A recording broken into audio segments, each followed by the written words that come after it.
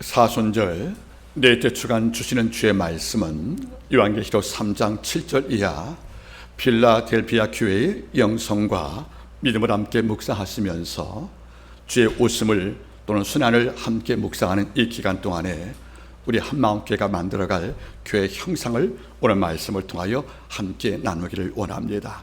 오늘 말씀의 제목은 내가 적은 능력을 가지고도, 이런 제목을 갖고 하나님 말씀을 함께 나누겠습니다. 말씀을 증언합니다. 사순절 기간 동안에 제 서재 한 권의 책이 들려 있습니다. 그 책의 이름은 소설가 마이클 커닝햄의 바로 세월이란 소설입니다. 영어 원제는 디 아워즈지만은 영화로도 제작이 되었습니다. 이 소설을 읽으면서 많은 생각을 하게 됩니다. 간략히 한번 나눠보겠습니까? 이 세월이라는 그 소설 속에 한 여인이 등장합니다. 이름이 바로 로라 브라운입니다. 이 로라 브라운이 어느 날 대낮에 호텔을 찾아갑니다. 백주 대낮에 호텔을 찾아가는 여인, 이분입니다. 어떤 상상이 가능하십니까? 우리는 남편 몰래 외도하는 여인을 상상할 것이고 불륜을 즐기는 악한 여인을 상상할지 모르겠지만 이것이 아니었습니다. 이 여자가 평일날 대낮에 호텔을 찾는 그 이유는 한 가지였습니다. 이것은 그 누구에게도 방해받지 않고 책을 읽을 수 있는 3시간을 얻기 위해서입니다. 누구한테 방해받지도 않고 책을 읽을 만한 3시간을 확보하기 위해서, 이게 필요해서 그 여인은 호텔을 찾아갔다는 것이 바로 이 소설의 출발점이 됩니다. 로라 브라운이 어떤 여인이었습니까? 원래 그 여인이 아가씨 때 이름이 바로 로라 지엘스키입니다. 로라 지엘스키, 그 어린 소녀는 어릴 때부터 책을 좋아했고 독서와 묵상, 더 나아가서는 사색을 좋아했던 아주 맑은 여인이었습니다.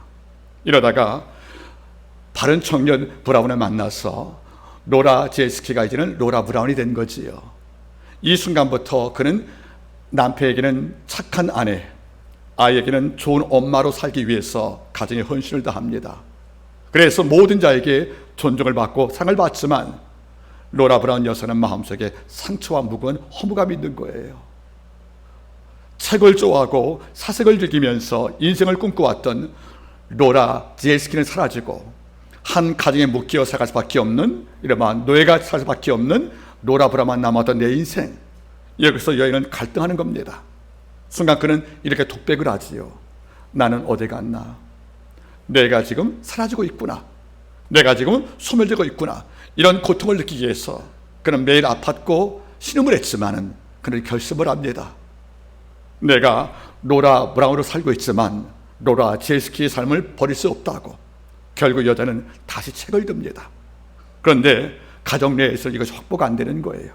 결국 그 여인은 3시간의 시간을 얻기 위해서 호텔에 가서 그런 테라스에서 책을 읽습니다. 먼 훗날 둘째 딸을 출산 이후에 로라 브라운은 가정을 떠나서 남편과 와서 뉴욕을 떠나버리고 맙니다. 물론 가정을 버리고 개인의 책 읽기와 사색을 위해서 가정을 버린 로라 브라운의 선택에 대해서 우리가 마냥 박수만 칠 수 없다고 생각합니다. 그러나 우리 잊지 말 것은 내 소멸, 나의 사라짐, 나의 부서짐을 막기 위해서 그가 선택했던 책 읽기와 묵상과 그 사색들, 이걸로 내 사유의 근육을 키웠던 그 여인의 선택을 우리는 존중할 필요가 있다고 생각을 합니다. 여러분, 사람은 사유가 필요합니다. 돌아보시기 바라겠습니까? 근래 열풍이 있죠, 여러분들. 운동을 통해서 몸을 키우는 이 벌크업을 키워서 육체 근육을 키우는 운동들이 많이 환영을 받지만 저는 그런 걸 볼 때마다 별로 여러분들 호감이 안 갑니다. 운동을 통해서 근육을 키워서 멀컵이 되어서 자기의 육체의 거창함을 드러내는 남도 많이 있겠지만은 제가 정말 좋아하는 사람은 운동을 통해서 몸을 키웠던 근육질 남자가 아니라 사색과 독서를 통해서 정신을 크기를 키웠던, 그래서 사유의 근육이 아주 웅성한 이런 종을 전 참 좋아합니다. 그러면 이 글을 읽으면서 제가 왜 오늘 말씀에 서론 삼았습니까? 이 시대에도 나만이 필요한 3시간이 필요하다는 겁니다. 본질에 집중할 수밖에 없는, 더 중요한 것에 집중하기 위한 3시간이 필요한데 우리는 이걸 읽고 살고 우리는 망가고 산다는 것이 아니겠습니까? 여쭤보겠습니다. 로라 브라운처럼 여러분께 3시간이 허락된다면 그 시간에 뭐 하겠습니까? 로라 브라운처럼 무엇을 위해서 여러분은 3시간이 필요하기 위해서 기도하고 있습니까? 이 질문을 만약에 제가 저한테 한다면 이렇게 답을 줄 수가 있습니다. 그대는 3시간을 확보할 필요가 무엇에 있는가? 3시간이 주어지면 그 3시간 동안 뭘 할 것인가? 제가 물어본다면 전 답은 2가지입니다. 하나는 하나님, 지금보다 더 좋은 삶, 더 좋은 사람이 되고 싶나이다.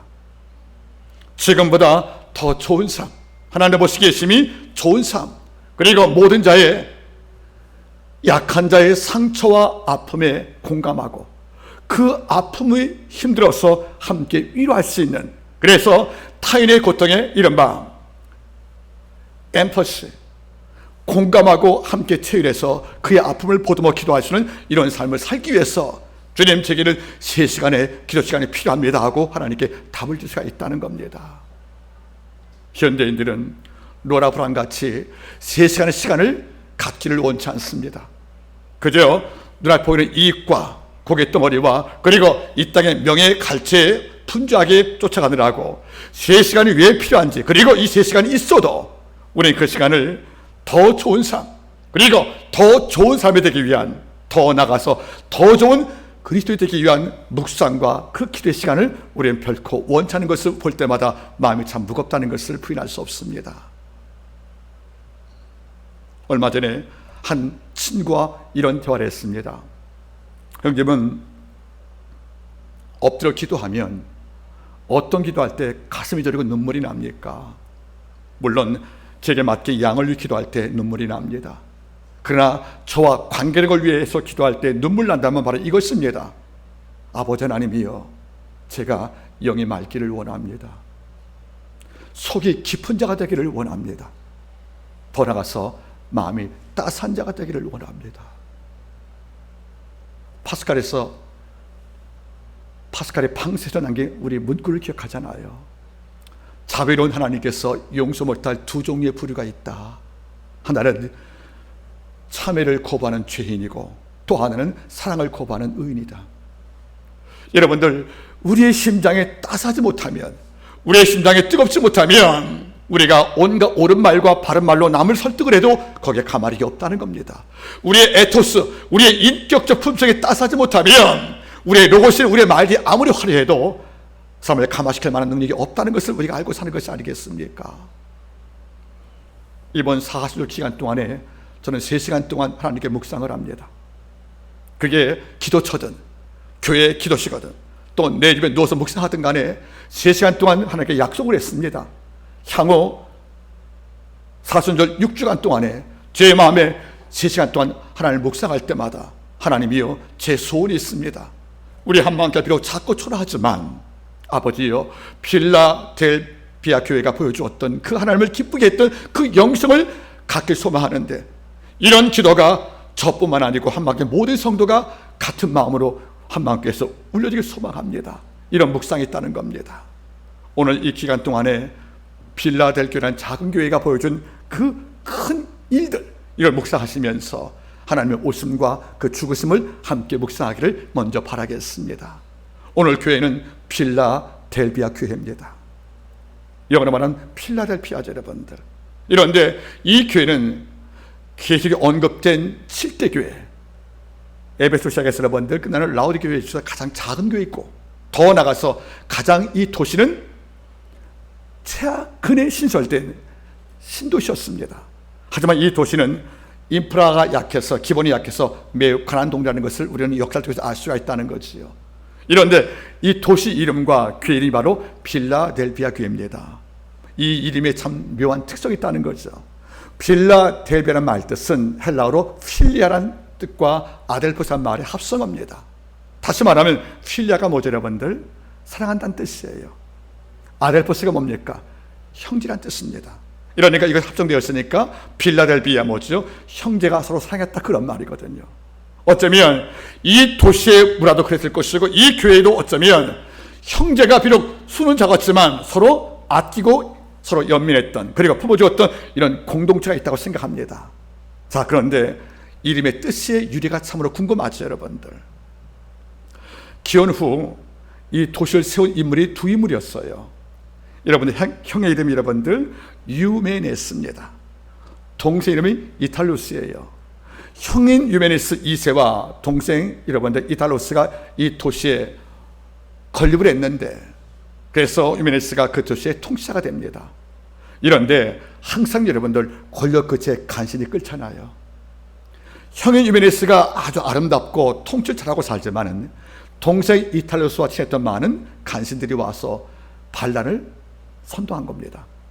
형보다 당신이 더 정책이 있으니까 정권을 바꿔보자고. 그래서 동생을 자꾸 격동을 시키고 선동을 한 거예요. 그리고 그에게 뭘 보여줬냐면 1000개의 넘는 창과 금을 보여준 것입니다. 바꿔 말하면 우리가 이 정도의 금력과 자금력을 준비했고 군사력이 있으니까 당신의 마음만 먹으면 당신을 믿고 있는 형은 한순간에 우리가 꺾을 수가 있다고. 이제 반란만 도모하면 왕권은 당신께 간다고 모든 신하가, 그의 측근들이 그를 격동하고 선동을 했지만 이탈루스가 말합니다. 내 형은 내 아버지 같다. 신이 아버지에게 같은 형에게 권력을 주었으면 나는 그의 동생인 동시에 그의 신하라고. 그래서 반란을 거절합니다. 이걸 형이 알게 된 거예요. 동생을 불렀답니다. 이 도시 이름을 빌라델비아로 하자.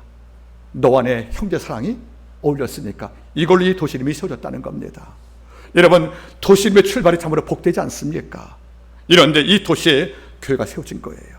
문제는 빌라델비아라는 그 도시가 굉장히 취약한 도시라는 겁니다. 가장 큰 문제는 뭡니까? 지진대의 중심에 서 있다는 거예요. 여러분들, 일본도 환태벽 고리의 중심에 있어 여러분들 지진의 고통에서 늘 어려움을 당하잖아요. 바로 지중해에서 가장 지진 많은 도시가 바로 빌라델비아라는 도시입니다. 이 도시는 1년에 보통 250번의 지진이 왔다는 거예요. 그러면 적어도 이틀에 한 번씩 왔다는 것이 아니겠습니까? 이 도시에 많은 사람들은 얼마 두려웠냐면 잠만 깨면 땅이 흔들리니까, 그리고 눈 뜨면 밖을 나가볼 때 여러분들 산에서 엄청나게 연기와 바위가 날아오는 거예요. 서기 17년에 지중해 도시에 대지진이 왔답니다. 역사가 스트라보의 기록에 의하면 10도시에 동시에 지진이 왔는데 일주일 만에 모든 지진과 여진이 끝났다는 거예요. 이런데 빌라델비아 도시만이 6개월간 지진이 왔답니다. 그러니까 많은 사람들은 어떤 마음이 있었냐면 잠을 깨면 정신적 공황이 있는 거예요. 밤새 지진이 와서 산이 흔들리면 바위가 날아와서 내 창을 칠 수 있는 것이고, 또 잠시 외출 중에 지진 만나면 귀가 못하거든요.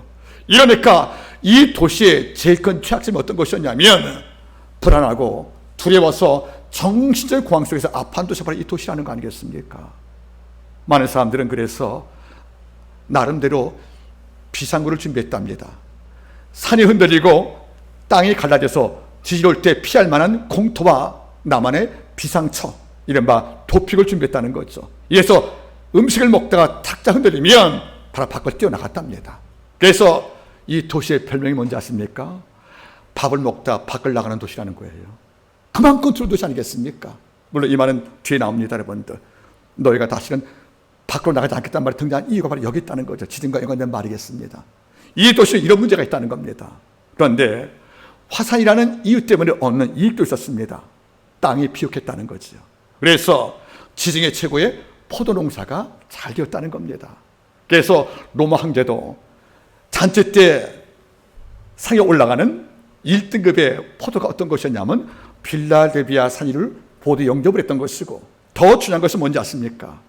초대교회 기록을 보게 되어지고 나면 초대교회가 사용했던 모든 성찬식 때 모든 필요했던 포도주를 이 도시가 공급했다는 거예요.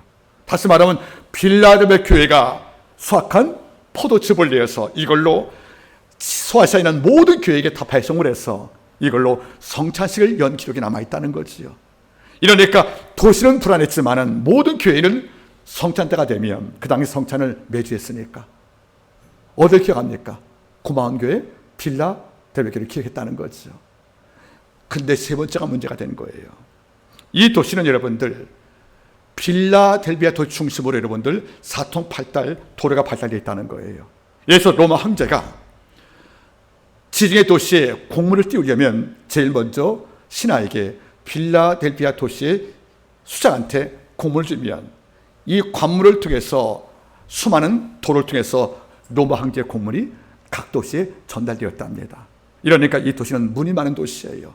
만약에 황제의 공문을 받고도 도시가 문 닫아버려서 공문을 받지 못하면 다른 모든 도시는 황제의 명령을 줄 수가 없잖아요.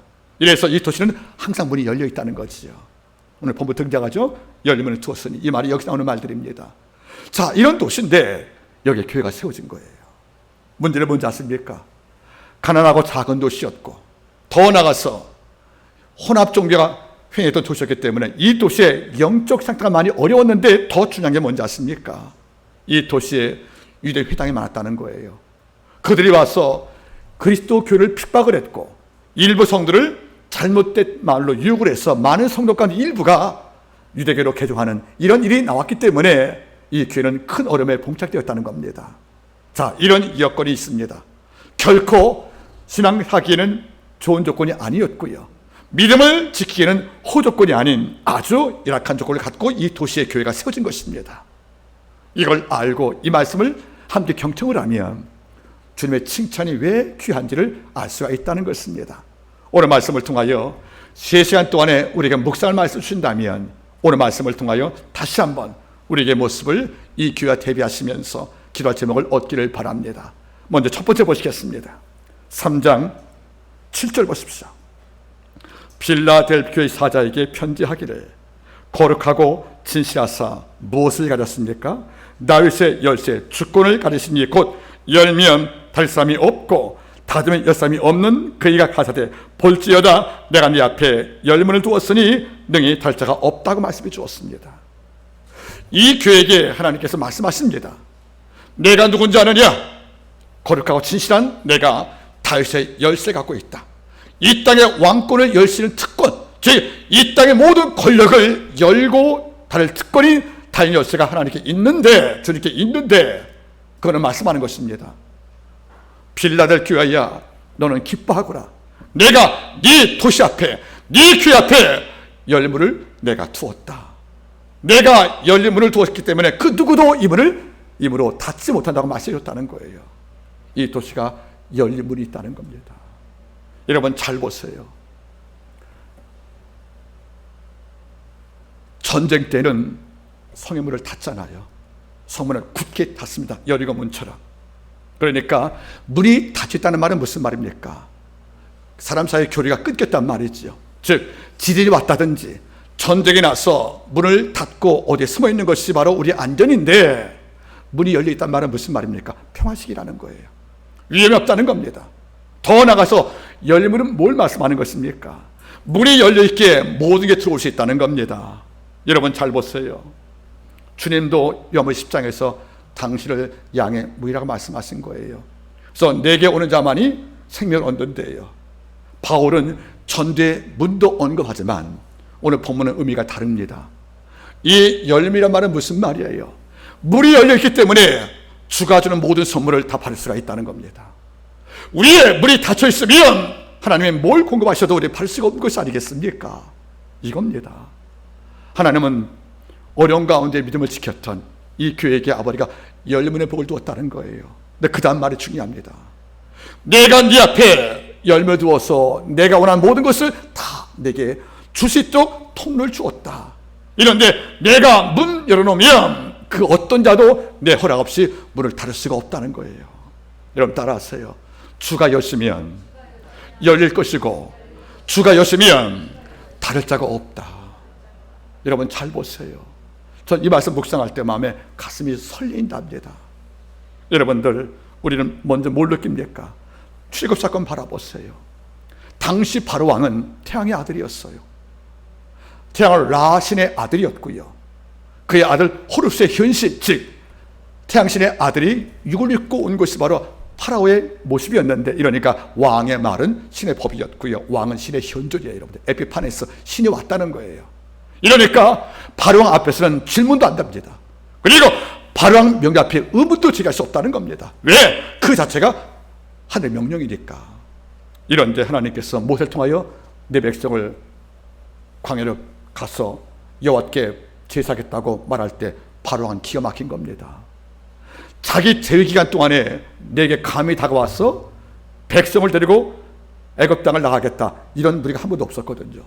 이런데 나의 80명은 누구인 내가 지팡이나 붙잡고 하사는 말이 뭔지 아십니까?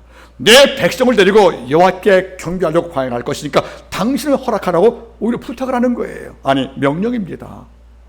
바로왕은 여러분들 기가 막히죠. 여러분들 납득이 안 가고 화가 난 거 아니겠습니까? 허락 안 합니다. 여러분들, 하나님은 애굽 땅에서 노예로 살아가는 당신 백성을 예배 민족 만들기 위해서 출애굽이라는 열문을 아버지가 작정을 하신 거예요. 아무리 바로왕의 신의 아들로서 막강한 군사력으로 애굽 땅의 국경을 통치하고 앞에 홍해바다가 있어도 주는 결정하신 것입니다. 내가 애굽 땅의 열문을 만들어서 내 백성을 끌어오겠다는 거 아니겠습니까? 우리 아버지가 열문을 작정하여 내 백성을 오게 만들기 위해서 작정하니, 즉 애굽 땅에서 광야로 가는 문을 열게 두었으니 바로왕이 버틴들 10번의 재앙 가운데 굴복하여 이 백성은 홍해를 건너 광야로 들어가지 않습니까? 우리 아버지가 열면 바로왕은 다룰 수가 없다는 겁니다. 우리 아버지가 열어서 내 백성을 자유케 하기로 작정 먹었다면 이 땅 어떤 권력자도 내 백성을 애굽 땅에 가둘 수가 없다는 거죠. 왜요? 내가 열었으므로 다룰 자가 없다는 거 아니겠습니까? 또 하나가 있습니다. 애굽을 나왔던 이스라엘 백성이 이제는 모압 땅에 도착을 한 거예요. 40년 만에. 이제 요단강을 건너가면 가나안 땅이고, 첫 도시가 무슨 도시입니까? 여리고입니다. 이런데 성경은 말씀하는 거예요. 여리고 성문이 굳게 닫힌지라. 고고학자가 말하기는 여리고 성은 여러분들 높이가 12m인데 이 폭이 여러분들 13m랍니다. 이중 성벽이라는 거예요. 그래서 성벽의 폭이 얼마 넓었으면 거기에 집을 짓고 여기 백성 살았다는 거 아니겠습니까? 우리가 알지 않습니까, 여러분들? 기생을 라합도 여리고 성 위에 살았으니까. 즉 성문이 넓었기 때문에 집을 짓고 살았다는 거예요, 여러분들. 이 성은 폭이 약 20m, 그리고 너비가 여러분들 15m라면 물리적인 힘으로는 이 성을 열 수가 없는 겁니다. 성경은 말씀하는 거죠. 이 성이 굳게 닫혔다. 이런데 하나님을 결정하신 겁니다. 내가 이 문을 열게 만들겠다는 거죠. 내가 열게 만들 거니까 누가 닫겠냐는 거 아니겠습니까? 이래서 두려웠다는 백성한테 말씀하십니다. 제장 앞에 세우고 호각과 노래 부리면서 침묵 속에서 매일 하루에 한 번씩 이 성을 돌거라. 안식일날 7번 돈 다음에 외시가 말씀하는 약속을 줄 때 백성은 이해하고 그 말에 순종을 합니다. 그리고 7일째 안식일날 7번째 성돈 이후에 그 성을 대고 무너지거나 외칠 경우에 여호수아 6장 20절 말씀, 백성이 외침에 그 성이 무너지니라. 우리 아버지가 열게 만들었기 때문에 다를 자가 없다는 것이 아니겠습니까? 누가 막겠습니까? 하나님이 여러분 가정 속에 복을 주시기 위한 통로를 만드셨습니다. 이 문이 크게 열려 있다는 겁니다. 예루살렘 성전문이 성벽에 12개 성문이 있는데 이걸 다 열면 100만 백성이 거기를 출발했다는 것이에요. 하나님께서 우리 한마음교회 앞에 또는 우리 성대 기업들 앞에 뭘 두었습니까? 당신이 주는 은총을 잘 받으라고, 그리고 아버지의 선물이 쉽게 거기에 통과하라고, 그리고 내 아버지의 말씀과 진리와 하나님의 모든 능력과 의사가 내 기업과 내 가정에 아름답게 다 공급되라고 아버지가 우리 앞에 열문을 뒀다는 것을 잊지 말기를 바랍니다. 이것이 마음속에 희망이 됩니다. 기도할 때 말하는 거예요. 주가 열문 두셔서 복을 예정하시면 누가 막겠습니까? 바로왕도 문 닫아 내 백성을 막으려 했지만 결코 열게 되었는데, 여리고 성도 문 닫아서 자기의 생존을 지키려고 애썼지만 아버지가 열문 주시면 막을 자가 없고 달 자가 없는데, 이런 이 땅에 열고 닫는 권력인 다윗 열쇠 가진 그분께서 지금 우리 가운데 와 계시고 우리 삶을 계획하시고 지금도 이끌고 있다는 사실을 믿기를 바라는 겁니다. 이 교회는 물이 많은 도시였어요. 황제 공무도 받아야죠. 또 포도를 수출해야죠. 여러분들 지진 많으니까 빨리 문 열고 들어가서 지하에 숨어야죠. 이러니까 이 백성은 문 그러면 떠오른 마음이 있는 거예요. 이 무리만 도시에서 하나님 말씀하는 것입니다. 이제는 너에게 열문 위에는 없다는 겁니다. 돌아보세요. 하나님께서는 복을 말씀할 때 반드시 주는 동사가 있어요. 받는 거라는 겁니다. 은혜도 받고 구원도 받고 선물도 받고 능력도 받는 거예요. 이 말은 무슨 말이냐면 우리 안에서 은혜와 능력을 창조할 힘이 없다는 거예요. 아버지가 주신 거 내가 받는데 이 주신 것을 받으려면 다친 분의 마음은 안 되는 겁니다.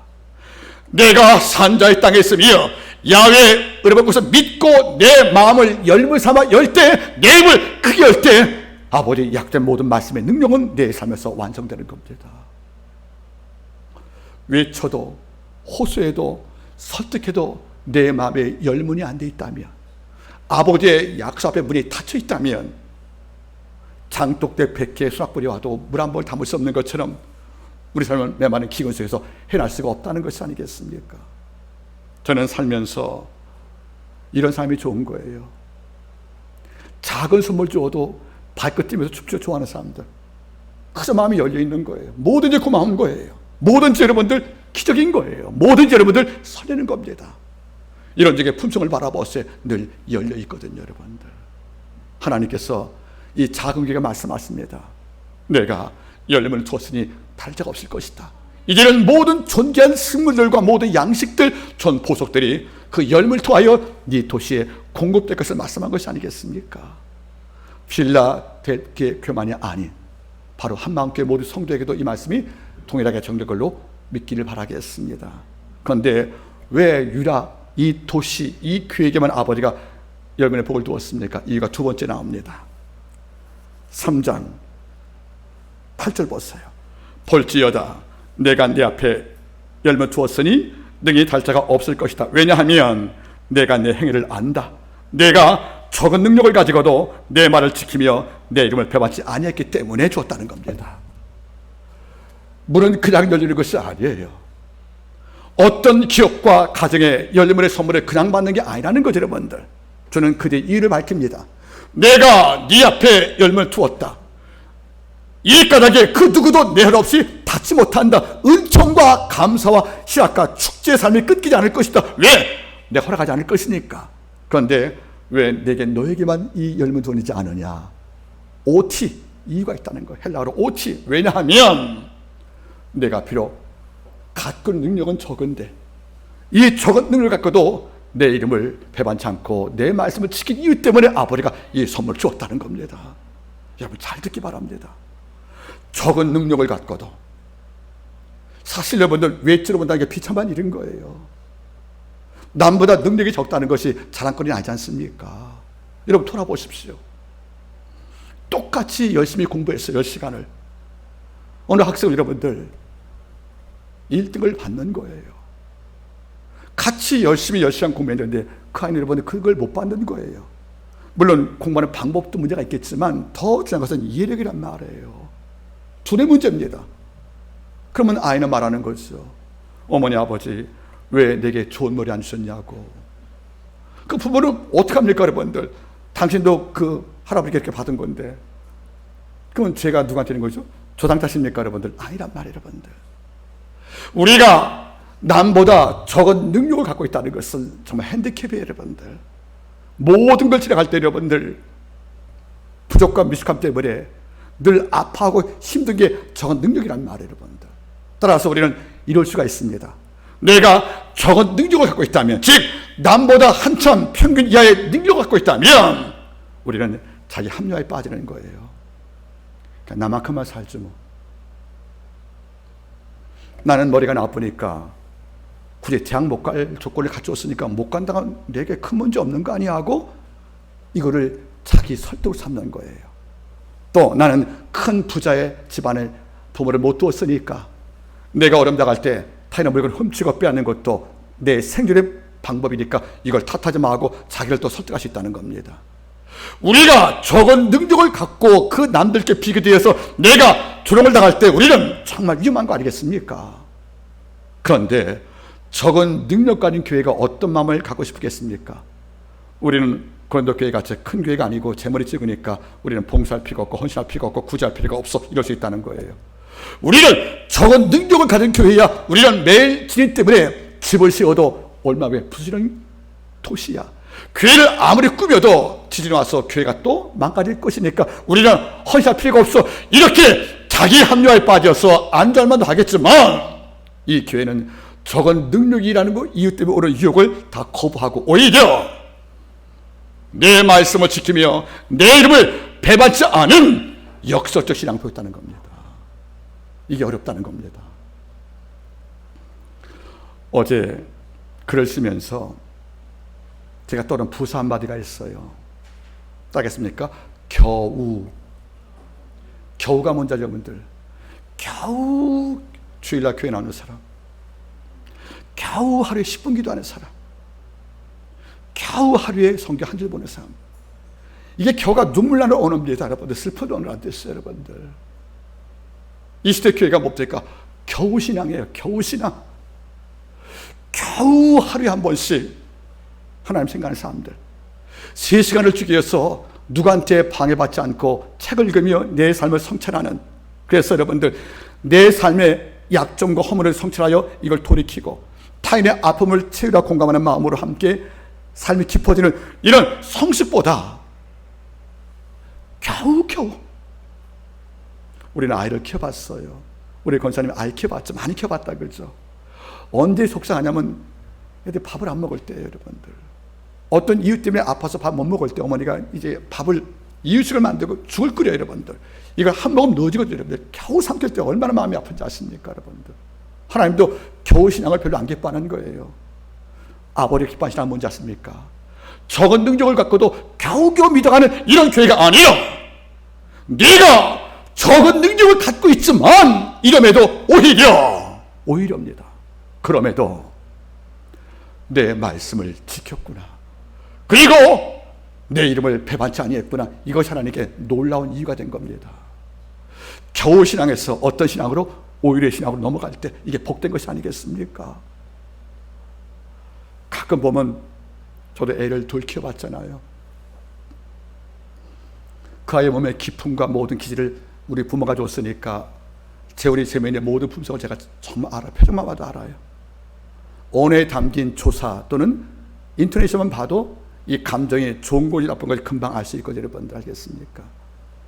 그러니까 어떤 경우는 이제 마음이 아프기도 하죠. 힘들어하는구나.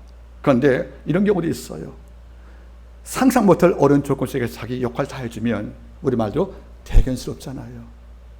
그 대견스럽단 말이 부모가 하는 칭찬 가운데 으뜸이라 생각합니다. 너 참 대견스럽다. 하나님이 이 길을 향할 때 대견스러운 교회라는 거예요. 다른 교회 같았으면 적은 능력이 있는 교회, 즉 경제력 큰 자도 없는 것이고 정치적인 영향력 행사할 만한 이런 권력도 없는 거예요. 이 교회 오름 나갈 때 보막을 대줄 그 어떤 성도도 없는, 이런 울타리 없는, 안전장치가 없는 이 교회인데, 이름에도 이 교회는 권력자가 많은 교회 못지않게 내 교회를 지킬 보막이 없는 교회가 오히려 불성백의 여호와를 의지하고 교회에 순결시켜 나갈 경우에 하나님은 놀란 것이 아니겠습니까? 그런 말씀할 거 아니겠습니까? 대견스럽다고. 여러분들, 여러분 어떻습니까? 우리는 참 환경을 탓하는 거예요.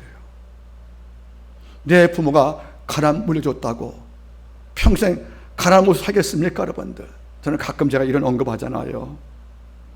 저는 장애인을 두 종류로 봅니다. 몸도 장애인, 정신도 장애인.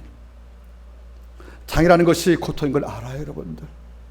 우리도 미래 모르지 않습니까? 어느 순간에 큰 사고로 장애당할지 모르니까 장애인이 열등하단 말하면 안 됩니다. 다만 장애인이 된 이유로 어떤 분들은 술과 마약, 약물에 의지하고 성격 자체가 황폐해져서 여러분들 모든 자에게 싸움 만들려고 그러고 너무 날카롭고 사나운 거예요.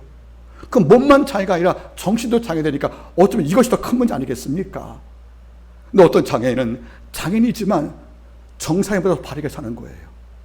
정상인을 봐도 놀랄 정도로 생활이 반듯한 거죠. 이런 종은 장애인 같지만 어쩌면 우리에게 스승 아니겠습니까, 여러분들? 잊지 말길 바랍니다. 이 교회는 매일 지진 만나는 교회예요. 재물을 쌓아두어도 내가 언제 죽을지 몰라요.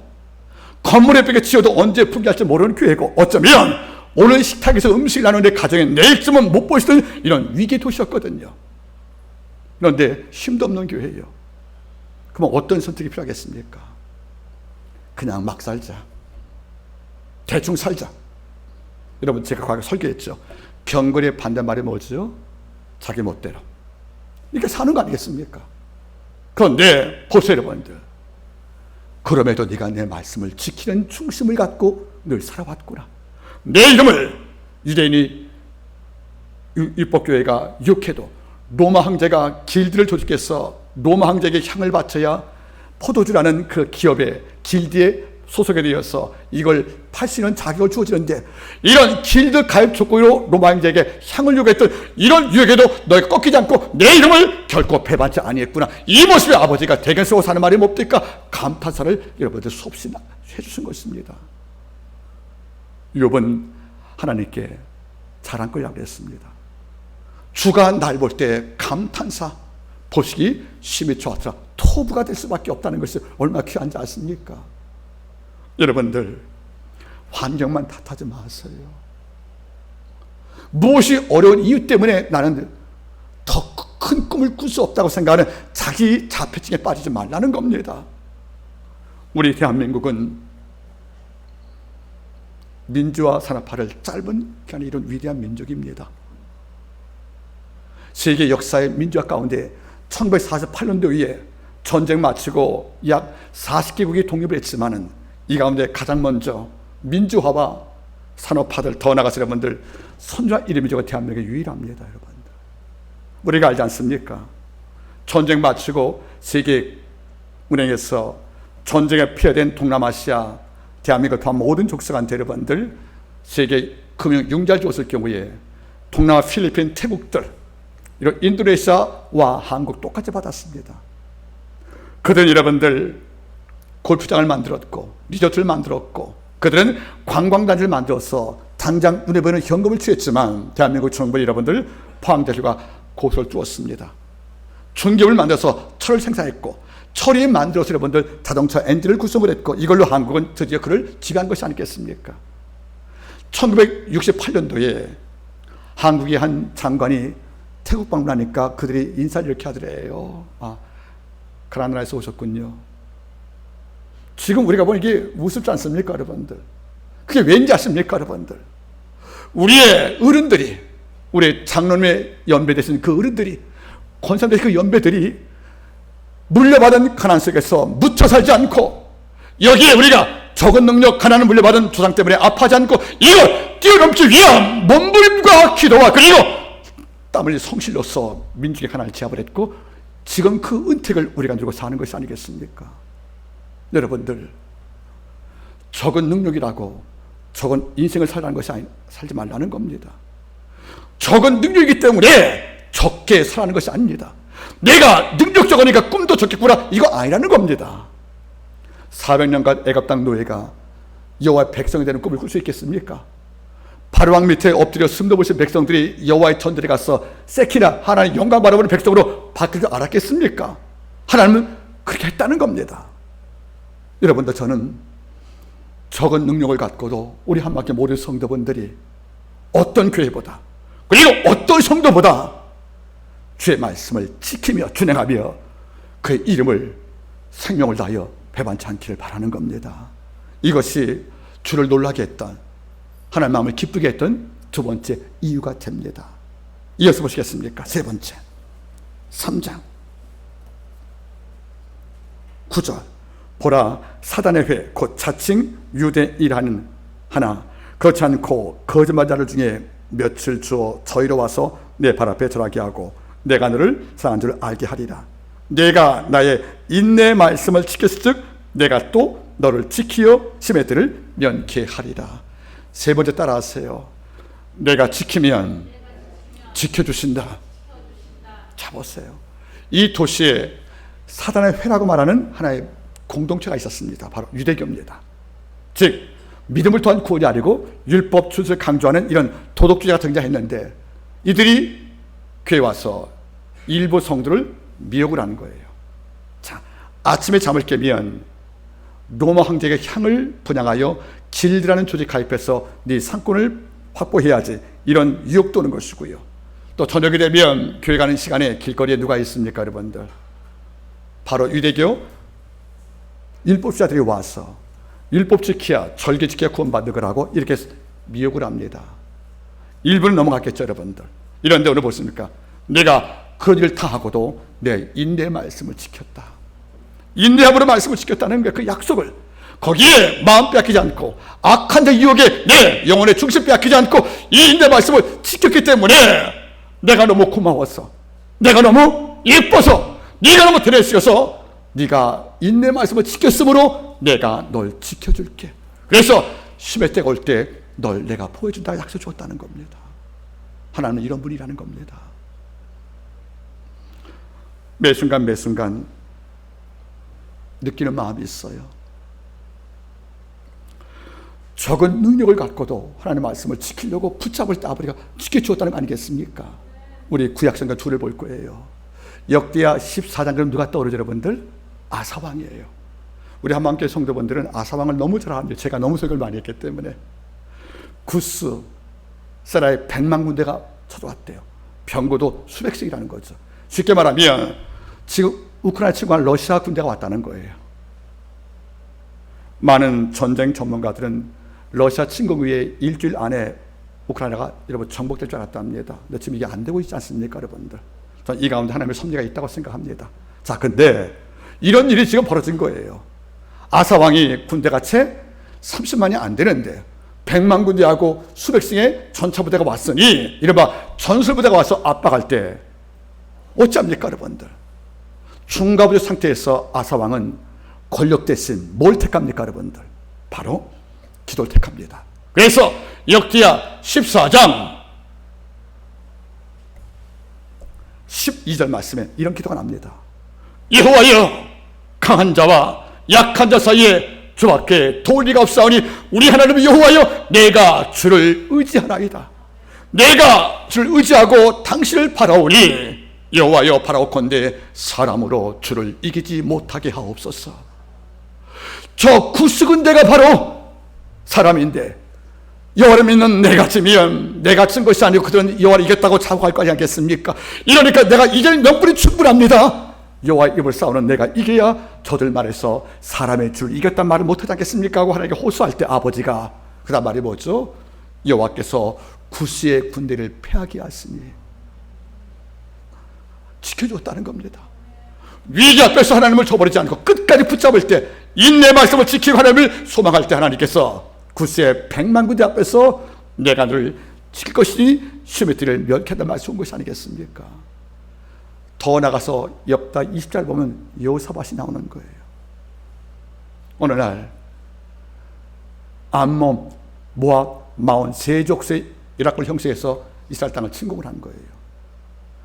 암몬과 모압과 마온은 이스라엘 땅의 동쪽에 요단강 앞두고 암몬, 모압, 마온이니까 이스라엘 동쪽 국경선의 세 군대가 여러분 국가가 지배했다는 거예요, 여러분들. 다시 말하면 대한민국 동부 서부 전선을 다 쏟았다는 겁니다. 이러니까 국방위로 감당할 수 없는 거예요. 이때 여호사밧이 어찌합니까, 여러분들? 스스로 먼저 금식을 합니다. 배옷 입고. 그리고 백성과 레이족 소치한테 충무를 부탁합니다. 이런 다음에 백성을 성전 관계 다 모이게 한 다음에 여러분들 역대하 20장 20절 말씀에 그는 이렇게 16절 말씀에 이렇게 기도합니다. 여호와여, 저 군대를 징벌치 아니하십니까? 하고 두 가지 없다가 말하는 거죠. 첫째는 뭐지 않습니까? 나는 이 대적을 칠 힘도 없고 또 어떻게 할지도 모르겠습니다. 두 가지가 없다는 거예요. 한 나라의 민족 군대를 치기도 어려운데 세 나라가 연합해서 전략적으로 위, 중간, 아래를 치고 올라오니 감당할 수 없는 것이 아니겠습니까? 그런 두 가지 고백하는 겁니다. 아버지여, 저 대적을 징벌할 힘이 제게 없습니다. 그리고 나는 어떻게 할지도 모르겠다고 스스로 고백한 다음에 끝에 말이 뭐죠? 그런 이후에 오직 내가 주를 바라보나이다. 이런 다음에 그는 성가대를 세웁니다. 그리고 여러분 노래합니다. 여러분들 전쟁터에서 필요한 것은 뭐죠? 군대와 군간대 레이저를 세워서 성가를 부른 거예요. 따라하세요. 전쟁 때 여호사밧은 군가 대신 성가를 불렀다. 이겼다는 겁니다. 그 결과로 무슨 말이에요, 여러분들? 하나님께서 뭘 줬습니까? 끝까지 어려움 당할 때 인내의 마음을 갖고 하나님 붙잡으니 내가 너를 지킨다고 약속 준 것이 아니겠습니까? 전 여러분들이 가장 어려울 때 하나님 붙잡는 3시간이 살아있기를 바랍니다. 그 3시간 안에 여호사밧 기도가, 그리고 여러분들 아사와의 기도가 우리의 입을 통해서 하나님께 발성되기를 바랍니다. 이것이 끊임없이 하나님께 선포되길 바랍니다. 강한 자와 약한 자 사이에 주밖에 도리가 없으니 내가 당신을 의지하니 주여 사람으로 주를 이기지 못하게 하옵소서. 내가 오직 주만 바라보니 내 기업들과 내 가정과 그리고 내 자녀와 그리고 내 영성을 지켜주실 아버지 앞에 그 3시간을 제가 빼앗기지 말게 도와주옵소서. 결국 사도 요한은 반모섬에서 마지막으로 이런 말씀을 남겨주었습니다. 4번째 교훈 보겠습니다. 3장 12절 이기는 자는, 즉 끝까지 붙잡아 승리하는 자는 네 하나님 성전의 기둥이 되게 하리니 그가 결코 다시 나가지 않을 것이다. 여러분, 제가 아까 말씀을 드렸지요. 지진 많기 때문에 그런 피난처를 따로 준비해서 음식을 먹다 테이블이 흔들리면 밖으로 뛰어 나갔다는 거죠. 그게 매일 반복되니까 그 도시의 별명이 뭐라고요? 밥 먹다 뛰어나간 사람이라는 별명이 있다는 거 아니겠습니까? 이런데 뭐죠? 나갈 필요가 없다는 것은 뭐 그래요? 아버지가 기둥되어서 우리의 집을 받치고 있으니까 이 땅을 지치고 흔들 대지진이 와도 내 집을 아버지가 보호하겠다는 겁니다. 우리 아버지가 나로 또는 당신이 기둥이 되면 이 땅 어떤 지진, 즉 어제까지 내 집을 흔들어서 집을 붕괴시킬 이런 지진도 힘을 쓸 수가 없다는 거예요. 이번 주간에 기도했답니다. 제가 사랑하는 우리 한마음교회 성도, 그리고 제가 사랑하는 토기장이, 제가 사랑하는 김제 나머지 이들 한우물 성결교회, 제가 아끼는 이온 프린팅, 하나님께서 이 기업에 우리 가정에 기둥되시어서 어떤 위풍과 어떤 문제가 주어져도 결코 밖으로 도망치는 이런 불이익이 없게 도와주시고 안전하게 당신 품에 보여주시기를 간절히 원합니다. 아버지가 스스로 기둥이 되시어서 내 가정을 지켜줄 겁니다. 내 기업을 아버지가 바치고 있지 않겠습니까? 세상 기둥은 철장을 씌우면 망가지지만 야훼가 기둥되어 이 땅을 지키시면 이 땅 온 우주의 힘도 그 기둥을 꺾을 수가 없다는 거죠. 아까 나오지 않습니까? 내가 열면 달 자가 없다고요. 그분이 기둥되면 그 기둥을 헐 자가 없다는 것이 아니겠습니까? 이후에 또 하나의 약속을 주었습니다. 보시면 여러분들, 내가 하나님의 이름과 하나님의 성 곧 하늘에서 내 하나님께로 내려오는 새 예루살렘의 이름과 나의 새 이름을 그 위에 기록할 것이다. 기둥에다 뭘 세웠다? 이름을 새겼다는 거 아니겠습니까? 이건 중요한 문제예요. 고대 이스라엘 백성들은 제사장들이 봉직을 하지 않습니까? 나이 30에 봉에서 50에 은퇴하는데, 은퇴할 때 그가 백성한테 신망을 얻으면 그가 섬겼던 성막 기둥에 이름을 새겼거든요. 딱 세운 거 여러분들. 그래서 그 이름이 바로 우리가 알다시피 제사장 아론, 그러면 아론이 은퇴하고 떠나갈 때 아론이 섬긴 성막이지 않겠습니까? 그 기둥에 아론이라는 글자를 각도 새겨놓은 거예요. 그 이름을 새길 때마다 백성들을 존재한 것이 아니겠습니까? 이걸 기억하는 겁니다. 하나님 말씀하는 거죠. 적은 능력을 갖고 있지만 여기에 꺾여 굴복하여 신앙 앞에 타협하지 않고 끝까지 인내 말씀을 지키기 위해서 내 이름을 배반치 않고 내 말씀을 지키면, 그래서 결국 이긴다면 하나님 나라의 마지막 날 우리가 돌아갈 때 하나님 나라의 성전 기둥에 여러분 이름이 새겨 있다는 겁니다. 내 이름 속자가 여러분들 하나님의 손길로 철필로 새겨 있다는 것이 아니겠습니까? 아버지가 기억된 이름으로 영원히 난다고 말씀해 주었다는 겁니다. 전 여러분의 이름이 하나님께 잊혀지지 않기를 바랍니다. 생명책에도 물론일 것이고 우리의 이름과 우리 교회가 하나님 나라의 성전들이 세워지어서 천국을 가면 하나님께서 전 부탁이 좀 하나가 있어요. 천국 가면 여기서 목사지만 교수지만 부역장을 임명해서 우리 한마계 성도로 제가 부역이 되었으면 좋겠는데, 그리고 제 구역에 오실래요 여러분들? 장로님 오실 거예요? 오실 거예요? 아이고 그래서 여러분들 한마음교회 이름이 잘 새겨져서 제가 하나나라 가면 야, 너 이리 와, 내 아들아, 너 구역장 맡아. 어디 방화이고요. 그래서 우리 한마음교회 성도 구역장 예배드리면서 제가 친히 기도해주고, 물론 청교에서 기도가 필요할지 모르겠지만 말씀을 제가 맺기를 원합니다. 고난주간을 앞두고 이루어진 사순절입니다. 로라 브라운 여사같이 삶의 본질에 집중할 만한 3시간을 여러분이 확보하기를 바랍니다. 그 3시간이 뭡니까? 왜 그분이 오셔야 했을까? 왜 십자가에 죽으셨을까? 왜 그분이 성령을 보내주었을까? 그의 부활은 어떤 의미일까? 그분이 언제 오실까? 이런 캐리마 사건을 묵상하시면서 이 3시간을 내용을 채울 때 우리는 이 교회같이 믿음 안의 승리를 얻지 않겠습니까? 빌라델기아에 보여준 그 영성을 우리 한마음교회 다시 한번 회복하고 이 영성에 질주하기를 제 이름으로 부탁을 드리겠습니다. 기도하겠습니다.